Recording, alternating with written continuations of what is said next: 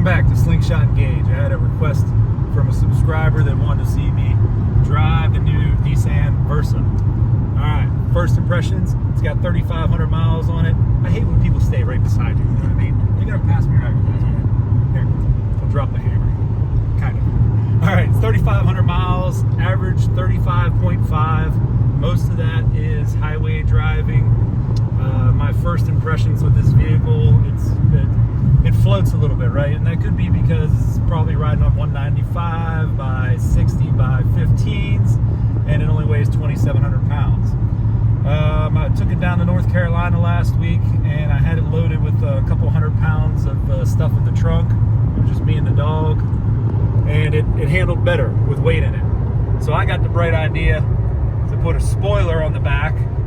Kind of gimmicky, but I did get the factory spoiler off eBay for 110 bucks, and I'm not kidding you, it actually helped a little bit. Like, I was like, all right, this isn't going to do a damn thing, but it did.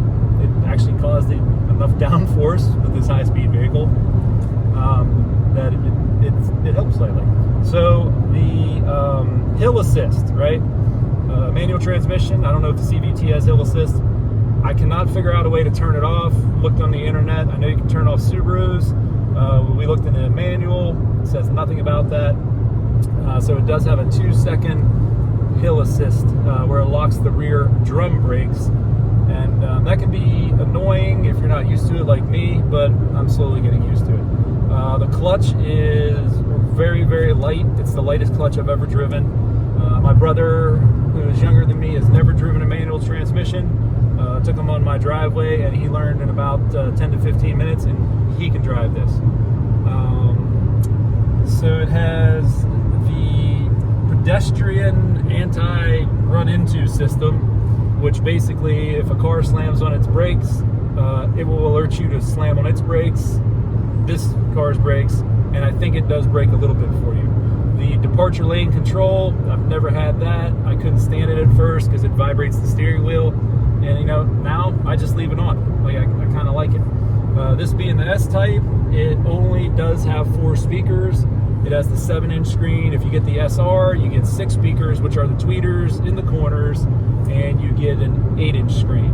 All right, with the radio, the display, you know, if you're driving at night, you can turn the display off. It goes off completely. It doesn't leave a light hue like my Dodge Ram does. If you want to turn it back on, it says resuming display. Poof, pops back on. The Bluetooth reception in this is amazing. I can be inside my house. This thing's all the way out in the driveway, and I hear the music playing, and we're talking a good distance away. So that's good. Does the radio sound good? It sounds fine. Obviously, it needs a subwoofer. We'll get to that at some point. The center console right here that I got off Amazon. All right, so it opens up there, and it opens up somewhere right there, and it has a USB plug-in that accesses, or you can plug it into one of these 2 ports down here, run the cord up into here. That guy just cut me off. Typical Virginia driver. And then you have 2 accessible USB ports here and 1 here. So you don't lose any USB ports. The problem is the thing's about 1.5 inches to 2 inches too high. If you look at my straight arm and you look at the gear shift, yeah. But honestly, it's better than no center console at all. The AC blows cold. Cruise control works great. What else? The back seat. I went to haul some wood, and I thought it had a split seat. Didn't even look. It does not. So if you get the lowest end model, I don't know if it's an option, but it has no split foldable back seat in the back. In the future, I might have to change that because my truck's still broke, and I'm gonna haul some stuff. The headlights, the auto high beam headlights, you have to turn it all the way to auto down there. That's not auto on or off, that's just auto high beam. And they work pretty good if you have traffic coming at you. If you're coming up behind somebody, you know, it's hit or miss. I've high beamed some people accidentally coming up behind them because the auto headlights, you know, only saw taillights and they didn't turn off. As far as fuel mileage, like I said, most of this has been highway driving, averaging around probably, I would say, 3,500 RPM.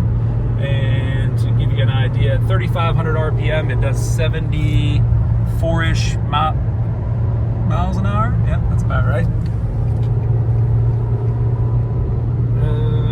What else, Tony? What else we got here? All right, the visors. No light. Does yours have a light, Tony? This one has no light. So if you're trying to apply makeup at night, gonna be difficult. No tint. This is the first vehicle I've owned that hasn't had tinted windows in a long time. It sits so low that if you have anybody in a truck behind you with, you know, halo or LED lights, it's blinding. So they give you this awesome switch right here, like they had in the 80s. So boom, you got that. No heated mirrors. All right, so when you defrost, it only defrosts the rear window. It does not defrost the mirrors. Also, if it's frosty out, the sensors get covered in frost. Your lights for your lane departure will be on. Your anti-pedestrian run over light, it flashes, and that's only because there's frost on the sensors. As far as putting a hitch on this thing, probably not going to happen. It's too light, and you know, it really just doesn't have the cojones to tow anything. You know, they said not to tow with my Mazda 6. I put a hitch on that. It did okay. I'm not going to put a hitch on this. The passenger airbag light, that stays on until you have a passenger. I didn't know that. I was trying to find a keyhole to turn it off. You can't turn it off. Somebody has to be sitting in the seat, and it can't be a 15-pound dog because my dog does not turn it off. Other than that, I've been pretty happy with the car.